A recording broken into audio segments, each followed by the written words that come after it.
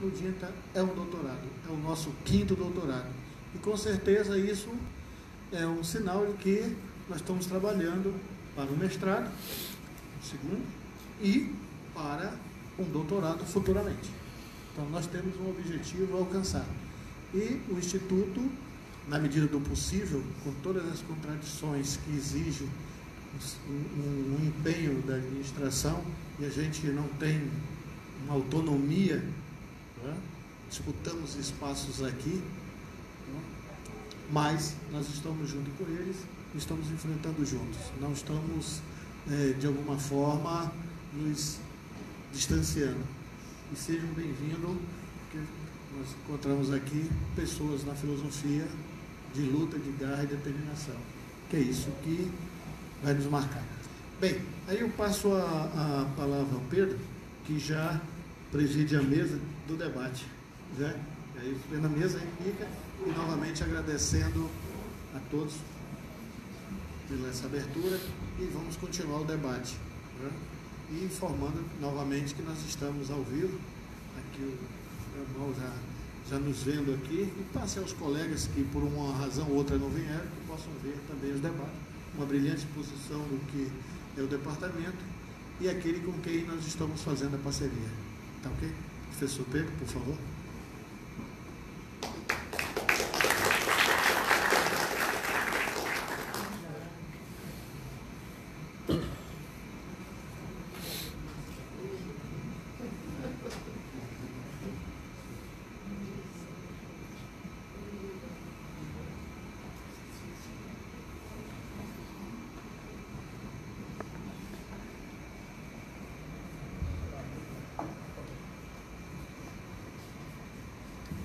Eu penso que para começarmos essa conversa, esse debate, eu vou tomar a liberdade de fazer 2 questões, mas bastante pontuais, porém bastante importantes.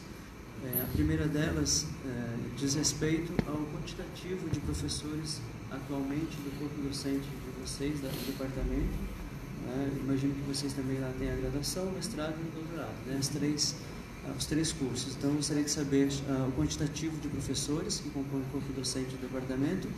E uma outra questão que aí é mais ampla, né? Acho que ela dará mesmo um material, digamos, para debate mais amplo, que é o seguinte: os cursos de pós-graduação no Brasil, né, nessa expansão, né, pela qual os cursos passaram, eles têm enfrentado uma grande dificuldade, que é a manutenção e, sobretudo, a melhoria da sua qualidade.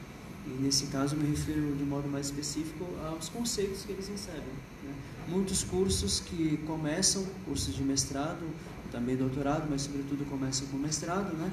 E, então, recebem a nota inicial 3, né, o conceito 3, e após o triênio, né, é avaliado, continua com 3, passa mais um triênio, 3 novamente. Isso tem sido uma situação bastante recorrente em vários cursos de pós-graduação no país todo, e sobretudo nos cursos de pós-graduação que não estão nos grandes centros de pesquisa do Brasil, né, notadamente o Sudeste, né, e também um pouco o Sul. Ou seja, os cursos de pós-graduação do Nordeste e do Norte sofrem muito com essa situação. Então, nesse sentido, eu gostaria de saber o que vocês fazem lá na Unicamp para manter e até melhorar o conceito do programa de vocês, e o que vocês sugerem, embora seja talvez um pouco precipitado, mas não, porque nós temos já também um mestrado profissional que deve receber agora uma avaliação, né, nesse ano talvez, não é, nosso colega? No próximo ano, né, será avaliado. Então, ouvir de vocês, tendo em vista a experiência que vocês trazem de lá da Unicamp, né, ouvir o que nós podemos fazer, não só para manter, mas sobretudo para melhorar as notas, os conceitos dos programas de pós-graduação. É isso.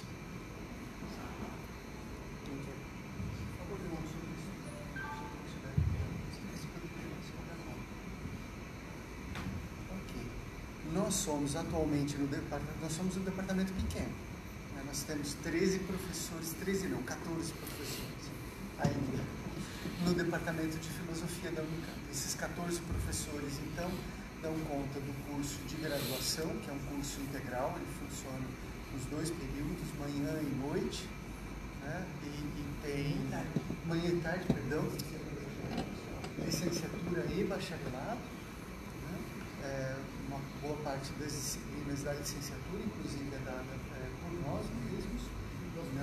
Nós puxamos da Faculdade de Educação, entendendo que é orgânico, faz parte do próprio departamento dessa competência. Nós 13 fazemos isso.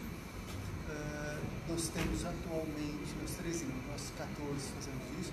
Nós temos atualmente na graduação cerca de 140 alunos, varia um pouco, né? Entre 100 e 150 alunos, 140 alunos, são 30, isso, entram 30 alunos por ano, e além dos 30 alunos, nós ainda recebemos alunos que vêm de transferência, né? Mas isso também. Enfim, essa é mais ou menos os números da graduação, né? Na pós-graduação, atuam, entretanto, além dos professores do departamento, outros professores, né? Os professores que já se aposentaram, porém continuam na ativa, ministrando disciplinas e orientando professores de outros departamentos também. Então, no total, hoje, nós devemos ter na pós-graduação da Unicamp cerca de 23 professores. Quase dobra. E nós temos mais alunos de pós do que de graduação. Historicamente, sempre foi assim. Se nós temos em torno de 100 alunos de graduação, geralmente a gente tem 140 de pós-graduação. Nós temos mais alunos de pós-graduação do que de graduação. Atualmente, talvez esteja empatando, assim, a mesma coisa. De graduação, 170 de pós, 140 de graduação, deve ser mais ou menos isso. E na pós-graduação, mais alunos de doutorado do que de mestrado.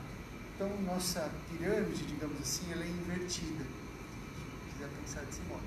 Nós temos mais alunos de doutorado, alunos de mestrado, depois sim, a gente tem alunos de graduação. Pela própria natureza, então, desse quadro, do campo,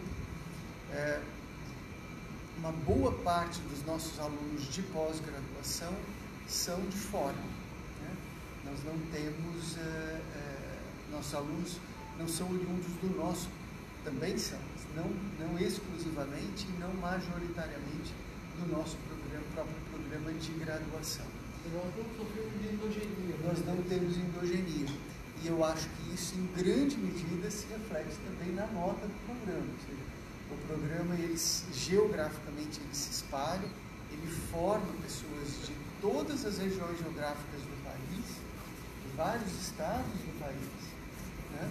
E depois devolve essas pessoas como profissionais que se instalam em diversas instituições de ensino superior e de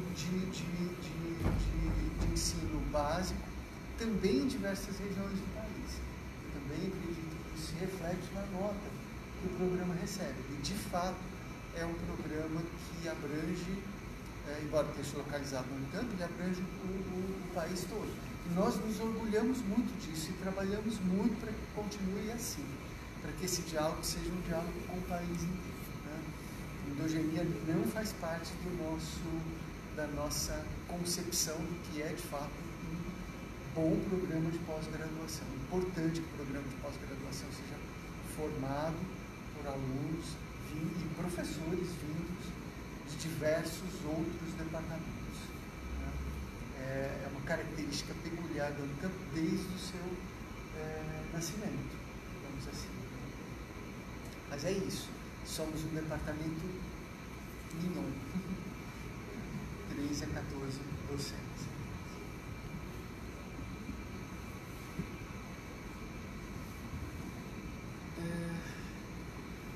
A outra pergunta é um pouco mais difícil, né? Quando você pergunta o que fazer para manter a nota. De fato, a gente tem um certo orgulho de que, desde a nossa criação, em 1977, nós sempre recebemos a nota máxima em todas as avaliações que a gente teve da CAPES, né? Nós sempre tivemos como antes era A, B e C, então a gente era um grupo, era um programa de pós-graduação A, e quando começaram as notas, a gente foi classificado como um programa de excelência, um programa nota 6, né? Durante muito tempo só tinha programa nota 6, agora tem um programa nota 7, que é um programa de filosofia da USP. Então nós sempre mantivemos como um programa de excelência. E aí, como é que a gente consegue, assim, o que eu acho que eu destacaria como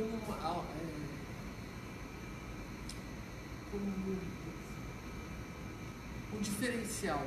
Certamente que eu acho que o Márcio tem razão, quer dizer, essa característica que nos marca de não ter endogenia, mesmo os docentes, quer dizer, são pessoas vindas de diferentes áreas, com diferentes perfis, isso gera um diálogo interno extremamente importante, né? Vocês vão verificar que, assim, entre os professores que virão aqui participar do curso, tem pessoas de diferentes matizes. Tem gente mais ligada à filosofia analítica, mas tem gente mais ligada à história da filosofia. Você tem pessoas mais estruturalistas, filósofos analíticos, pessoal de filosofia política, pessoal de estética. Enfim, o nosso grupo é muito pequeno, mas esse grupo muito pequeno tem um perfil diferenciado. Isso se reflete certamente nos nossos alunos. Então, eu acho que isso contribui muito. De fato, como o Márcio falou, a nossa vocação é uma vocação doutoral, né? Isso desde o início, nós temos, acho que desses 170 alunos, 100 são da pós-graduação, 100 são de doutorado e 70 são alunos de mestrado. Então, é um programa essencialmente de pesquisa. Isso também caracteriza a Unicamp. A Unicamp é uma universidade com esse forte lado de pesquisa, né? Mas se eu poderia dar um conselho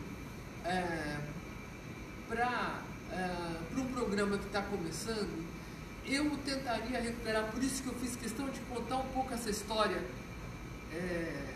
muito particular da criação do Departamento de Filosofia da Unicamp, e desses primeiros anos que foram muito ricos, que eram os anos que a gente estava se estruturando com um programa de pós-graduação, que é se estimular de fato o debate, né? Esse debate feroz, aceso, de discussão de ideias, mas que permaneça no nível das ideias, que não se confunda com crítica pessoal. Quando eu critico uma determinada análise de um colega, eu estou criticando aquela análise. Eu não estou dizendo que aquele colega é um idiota, que tudo que ele pensa é uma bobagem e que eu devo desqualificar. Não, eu estou criticando aquela ideia. E quando eu consigo manter o debate apenas no nível das ideias e não no nível pessoal, isso resolve um monte de coisa, porque depois de uma grande discussão a gente sai e vai tomar café e somos muito amigos. Isso, sabe? Então, eu acho que não ter medo do debate, isso é muito importante para os alunos e para os professores. Quer dizer, eu e o Márcio falou assim, que trabalhou comigo, fez iniciação, mestrado, doutorado. O Márcio foi meu primeiro orientando. Meu primeiro orientante de mestrado, de iniciação, meu primeiro orientante de mestrado, meu primeiro orientante de doutorado. E depois do doutorado, ele foi trabalhar em várias universidades, depois prestou o concurso da Unicamp e hoje nós dividimos sala, né? Nosso trabalho tem muitas afinidades. Nós trabalhamos com coisas muito semelhantes, nós temos interesses muito semelhantes. Isso não quer dizer que a gente pensa igual, né? E muitas vezes a gente discorda. E isso é uma maravilha. Atualmente a gente agora está fazendo um seminário, toda quarta-feira de manhã, a gente reservou 4 horas, que é nossa, é de seminário nosso. E a gente vai discutir só. Então eu vou escrever um artigo, eu apresento para o Márcio e ele vai lá e bate. Né? E eu defendo o meu texto e a gente discute. Eu faço o mesmo com ele. Ele vai apresentar um texto, ele apresenta e eu discordo, vou lá e discordo. E são 4 horas preciosas, que assim, eu abro mão de qualquer coisa, mas não dessas 4 horas de debate com o meu colega de sala.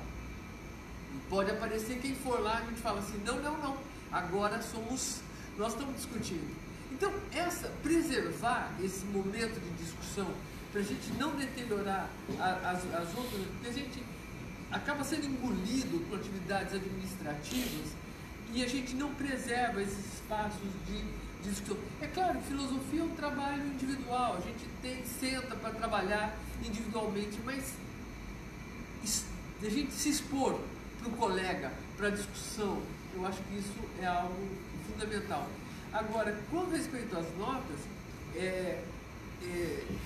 se eu não estou enganado, ainda se manteve essa regra, se o programa tiver 2 notas 3, na terceira ele é eliminado. Então, os programas que não conseguem, ao final de duas avaliações, sair da nota 3, ele é descredenciado. Então, acho que isso é uma coisa importante, ter essa preocupação, não apenas... É claro que assim, as avaliações, elas têm levado muito em conta publicações, né? Então, publicações é algo importante, mas eu acho que a gente tem que tomar um grande cuidado, que é o seguinte, um programa de pós-graduação, ele é um programa de formação de alunos. Então, a gente tem que tomar muito cuidado para não transformar um programa de pós-graduação apenas num grupo de pesquisa, onde as pessoas publicam, e as teses produzidas, as dissertações, são de menor importância. A principal é a qualidade do que se produz, né? Então, os alunos, quer dizer, a formação desses alunos de mestrado, a qualidade das teses, das dissertações de mestrado, das teses de doutorado, é fundamental. E para isso eu acho que é fundamental que se estimule nos alunos esse trabalho de discussão, de crítica, e de se expor, e de participar de eventos, e apresentar o seu texto, e estar aberto a ouvir críticas. Então, eu acho que isso é o que eu sugeriria, assim, que vocês não deixem de perder essa chama de discussão.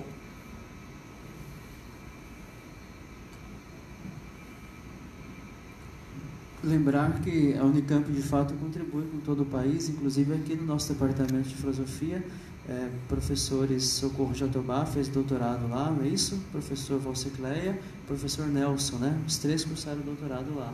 Então, a Unicamp já vem contribuindo com a UFAM, com a filosofia da UFAM desde há bastante tempo, né? Agora, claro, com o Dinter também. Só fazer uma menção aqui, me parece que também o programa de pós-graduação da UFSCar, junto da Unicamp, são os 2 que foram criados anteriormente à graduação em filosofia, né? Acho que no país todo, somente esses 2 anteriores à graduação surgiram as pós-graduações, né? Federal do Ceará também foi assim? Não tinha esse dado. São programas, então, que têm essa vocação mesmo para pós-graduação, para pesquisa, né? Bom, então agora eu abro para outras questões, para quem mais...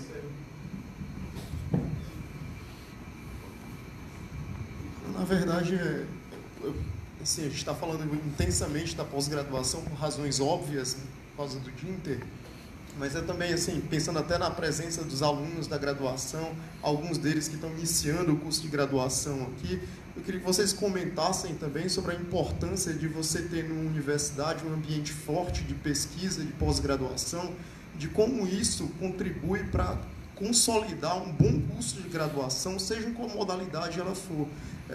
Porque um departamento, seja lá de que departamento a gente estiver falando, filosofia, física, química, matemática, ele é todo mais sólido, mais orgânico, quando esses projetos não são pensados de forma conflitantes, né? Quando elas são pensados de forma que elas se apoiam mutuamente, né? Porque na minha concepção de universidade, uma pós-graduação sólida, uma pós-graduação que promove um ambiente forte de pesquisa, inevitavelmente influencia no nível de formação dos profissionais na graduação.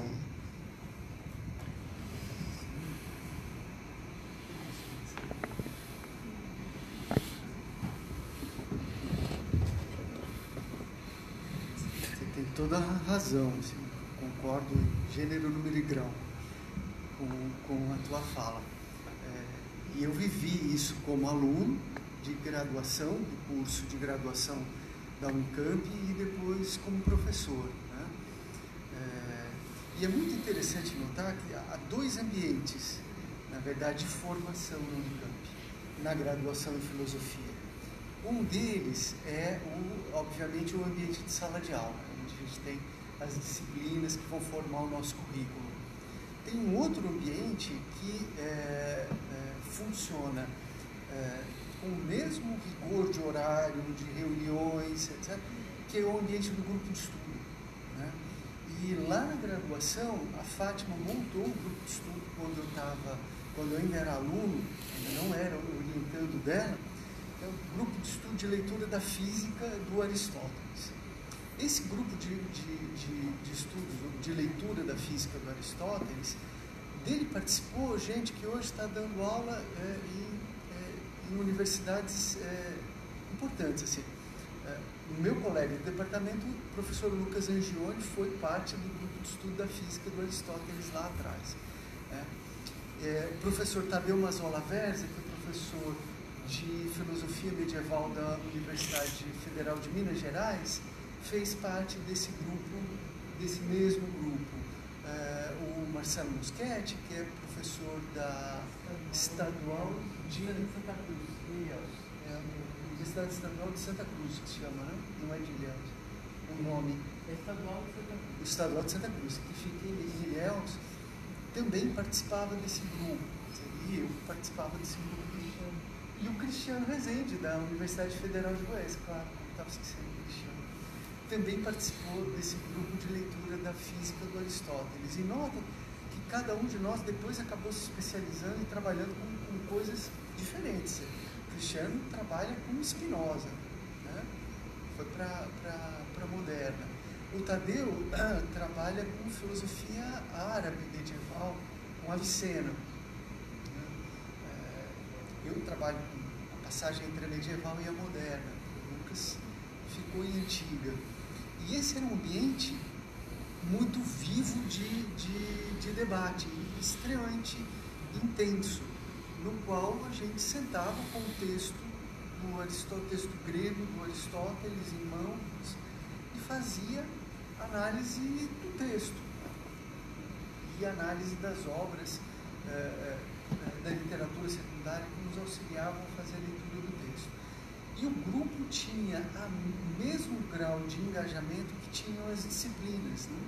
Na época, o texto da física era de fundamental importância para a pesquisa da Fátima, que estava fazendo o doutorado no Filopônio de Alexandria, que é o comentador do Aristóteles e no Aristóteles da física do Aristóteles. Então, havia, naquele momento, e ainda há, um absoluto intercâmbio entre aquilo que se pesquisa e aquilo que se trabalha em sala de aula, e que se dava nos grupos de pesquisa. E do grupo de pesquisa saíram os projetos de iniciação científica, e dos projetos de iniciação científica evoluíram projetos de mestrado e de doutorado. Então, a coisa é absolutamente orgânica. Do ponto de vista, agora, do outro lado, das disciplinas formais, né? O nosso currículo, ele é um currículo no qual as disciplinas, elas não estão encadeadas em uma cadeia, como que se chama isso? Eu esqueci. Tem uma cadeia cronológica na qual você é obrigado a fazer uma disciplina com pré-requisito. Aqui tem um pré-requisito, você tem a necessidade de cursar uma disciplina anterior.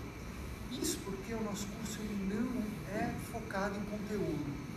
Ele é focado em uma proposta que é a seguinte: você ensina o aluno a andar com as próprias pernas, a lidar com o jargão da filosofia, com o texto filosófico, com a tradição filosófica e com a pesquisa, seja em lógica, em filosofia contemporânea ou nas diferentes histórias da filosofia que se pode contar, né? E bom, uma vez que ele aprendeu a lidar com as próprias pernas, aí ele vai começar a estudar filosofia por onde for. Ele não precisa começar na Grécia, até porque se ele começar na Grécia, ele não vai chegar muito longe, né? Os 2000 anos de tradição que nós temos. Então, nós não focamos no conteúdo, nós focamos em procedimentos de acesso da tradição de pesquisa em filosofia. E pelo fato de nós não focarmos em nosso curso no conteúdo, os programas das nossas disciplinas são revisados semestralmente. E eles são revisados semestralmente porque eles precisam estar em linha com a nossa pesquisa atual. Então, aquilo que nós pesquisamos é aquilo que nós damos em sala de aula, obviamente guardadas as devidas proporções e guardado o enfoque. O enfoque na graduação é sempre formar o aluno de modo que ele seja capaz de dominar um arsenal, arsenal esse que lhe permite ter acesso à própria tradição da história da filosofia e do fazer filosófico contemporâneo. E isso também se reflete no modo como nós colocamos alunos de graduação e de pós-graduação em contato. Geralmente os grupos de pesquisa não são separados. O grupo da Fátima não é o meu grupo, não é. Dele participam alunos de graduação que estão interessados em entender o que a gente está pesquisando e eventualmente elaborar um projeto de iniciação científica, alunos que já estão realizando projetos de iniciação científica, alunos que estão fazendo mestrado, ou alunos especiais que querem vir a fazer mestrado, alunos que estão fazendo doutorado, gente do pós-doutorado, e todos trabalham no mesmo grupo, né? E tentam se ajudar e a ler os próprios trabalhos, as próprias pesquisas.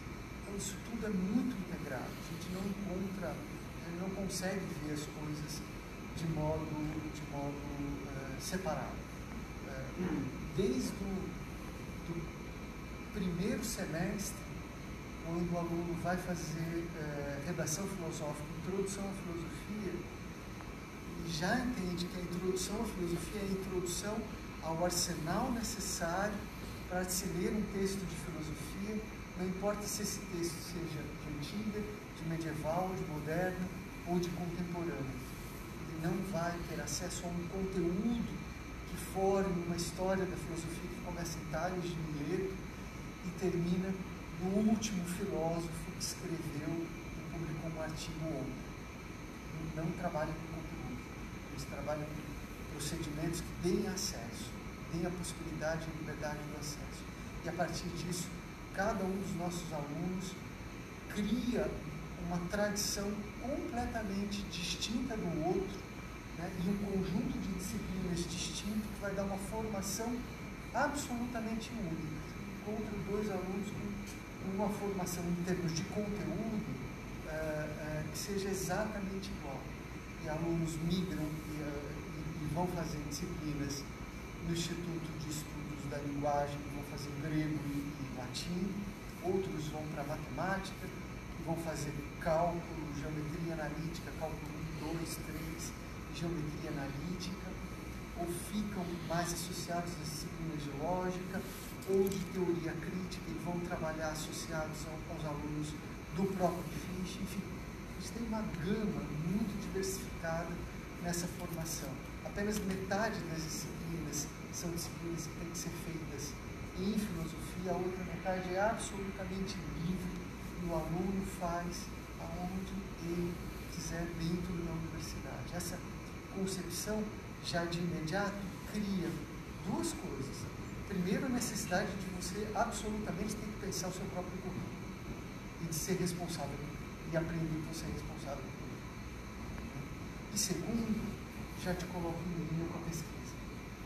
porque aonde você vai, você encontra um trabalho que, ao mesmo tempo, está te formando como um aluno de filosofia na graduação, mas te coloca sempre em contato com algo que está sendo pesquisado agora.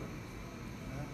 E o mais interessante é que isso acontece não apenas com as, por exemplo, não somente com as bolsas de iniciação científica, mas acontece também com as bolsas de iniciação à docência. Né? Eu fui coordenador do PIBID na Unicamp por 4 anos. Foi o nosso primeiro PIBID de filosofia quando eu era coordenador da graduação. E nós não pensávamos o PIBID em separado da pesquisa. Né? Ao contrário, o PIBID era sempre pensado em linha com a pesquisa.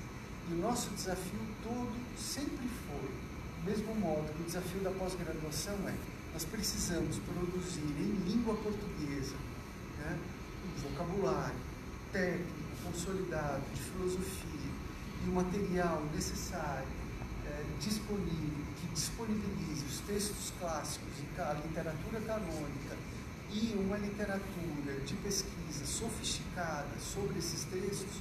Do mesmo modo, nós agimos no PIBID. Nós precisamos criar uma literatura consolidada de filosofia, para o ensino de filosofia na escola, no ensino médio. Nós precisamos produzir textos e traduções para o ensino médio.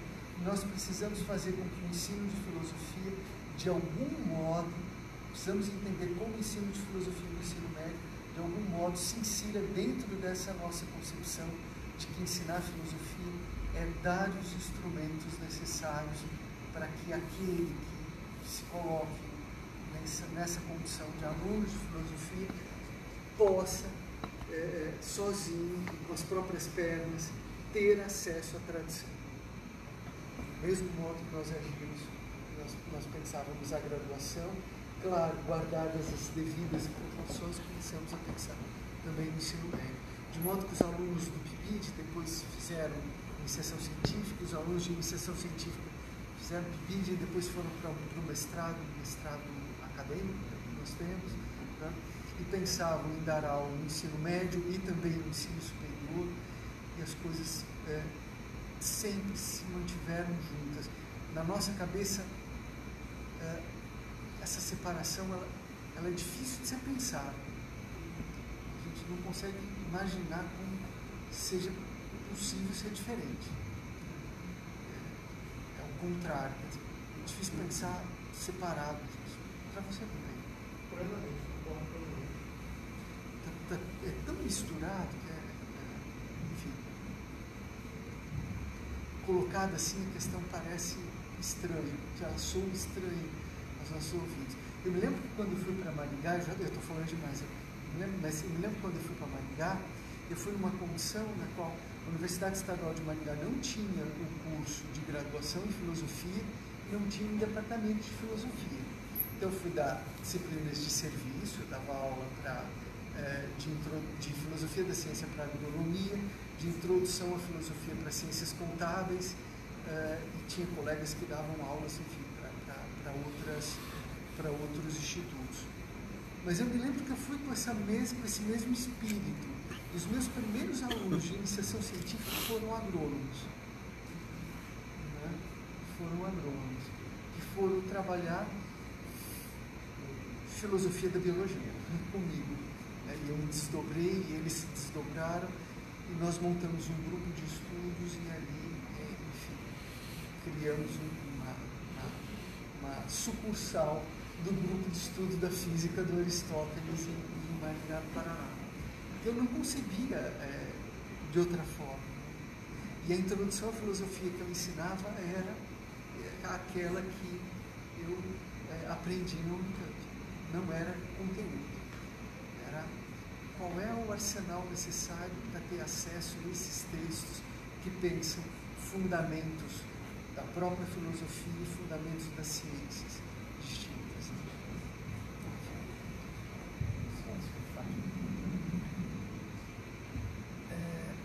porque assim, esses grupos, aqui, esse grupo de estudo que o Márcio se referiu, foi uma das primeiras coisas que eu fiz. Eu tinha acabado de ser contratado, fui contratada na Unicamp em 1987 como docente.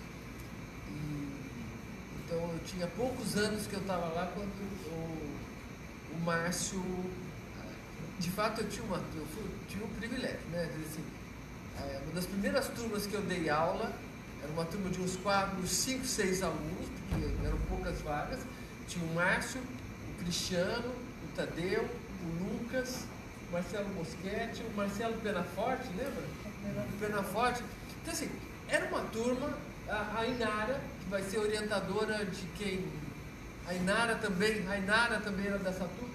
Assim, então assim, eu tinha uma turminha de alunos que não era fraca não. Então, mas, digamos assim, essa maneira desses seminários de estudo, porque eu sempre tive certeza do seguinte: estudar em bando é muito mais da leitura do texto da física, mas também em outros momentos eu cheguei a montar um grupo de estudo da lógica de Occam, por exemplo. A lógica de Occam é uma pedreira, mas a gente precisa estudar a lógica de Occam. Então, se a gente pode montar um grupo de estudos para ler aquela coisa, envolvendo alunos e professores, você consegue dar conta de uma coisa que às vezes assim, não é necessariamente a minha pesquisa. Eu não trabalho com Occam, mas eu gostaria de estudar. Então, a gente ter esses seminários de leitura ajuda muito na formação das pessoas. São seminários que não valem crédito, não conta, não aparece em nenhum registro, né? Mas são sempre foram muito frutíferos.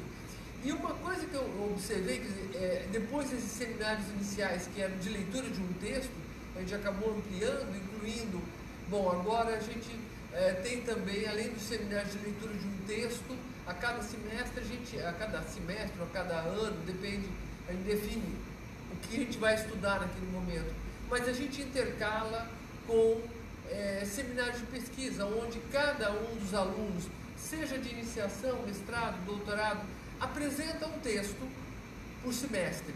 Esse texto pode ser o seu projeto a ser apresentado no PIBIC, mas pode ser um artigo que ele vai submeter a uma revista, pode ser um capítulo do mestrado, um capítulo do doutorado, mas enfim, se entrega o texto com antecedência para todos os colegas que fazem parte do grupo. Os colegas todos leem aquele texto e aí todo mundo lê, e eu também, quer dizer, eu como docente, eu apresento, vou publicar um artigo, eu mando para o grupo. E aí eu sou criticada pelo aluno do segundo ano de graduação, que está com bolsa PIBIC, mas também o mestrando, doutorando, pós-doutorando. Todo mundo lê e todo mundo critica esse texto, né? E depois eu reescrevo o texto, a quem apresentou, reescreve, reapresenta no grupo. Então isso faz com que o grupo se ajude. E recentemente a gente começou a ter, fazendo parte desses grupos de pesquisa, um novo perfil de participantes que não são alunos do nosso programa de pós-graduação, às vezes são ex-alunos, mas que atualmente, por exemplo, atualmente no meu grupo de pesquisa, tem um professor que ele é professor de cursinho, ele é professor do ano de física, né? Mas, então ele já está no mercado de trabalho, extremamente bem sucedido, ele escreve material de publicação de ensino médio, né? Mas uma vez por semana ele se insere num grupo de pesquisa em filosofia e ali ele participa, discute, porque aquilo de alguma forma ele mantém um pé dentro da universidade, ele tem um trabalho, e não é pouca coisa, ele dá 40 horas de aula, sei lá, por semana, ele dá um monte de aula por semana em física, né? E esse professor da física do ano, ele separa uma manhã da vida dele para ler Aristóteles, para ler Filopônio de Alexandria. Acho que o Márcio teve um professor que era professor da escola técnica, lembra? Da escola do Cutuca, né? Uhum. Que fazia parte da mesma coisa. Quer dizer, então, eu acho que a gente conseguir atrair professores que estão trabalhando, que estão dando aula, para que eles não sejam engolidos completamente pela carga horária gigante, né? Então, se eles conseguem separar algumas horas que eles venham para dentro da universidade, encontrar espaço para essas pessoas estarem inseridas num contexto de pesquisa, isso muda a vida deles e muda a nossa, porque também eles têm um outro olhar, né? Então, isso eu acho que tem sido uma experiência bastante interessante, a participação desses professores. Nós temos o professor Belisário inscrito para falar. Mais alguém? Se tem mais alguém de prioridade? Não, então pode ser. Eu não da hora. Eu fiquei preocupado com a hora.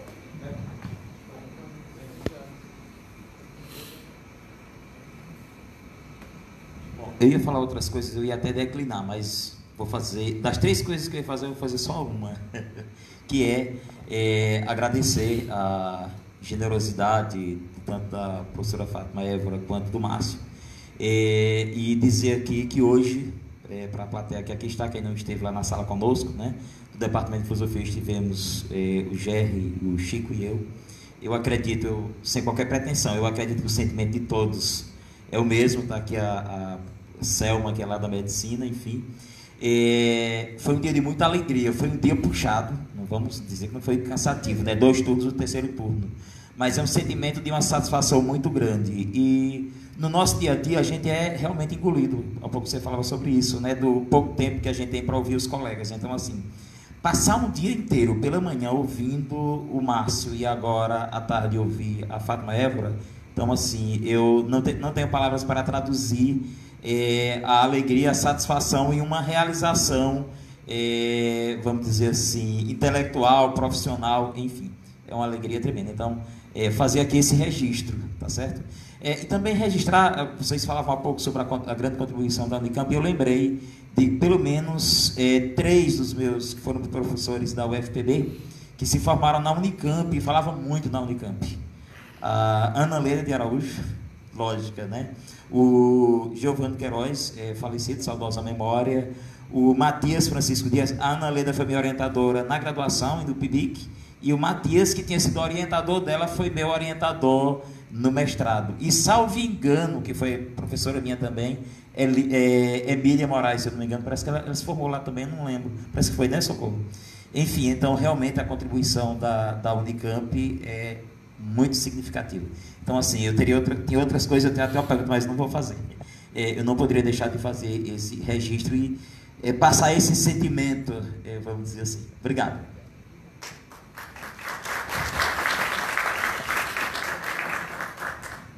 Eu acho que caberia ao André, então, encerrar, né, visto que ele que está coordenando o programa, o Dinter.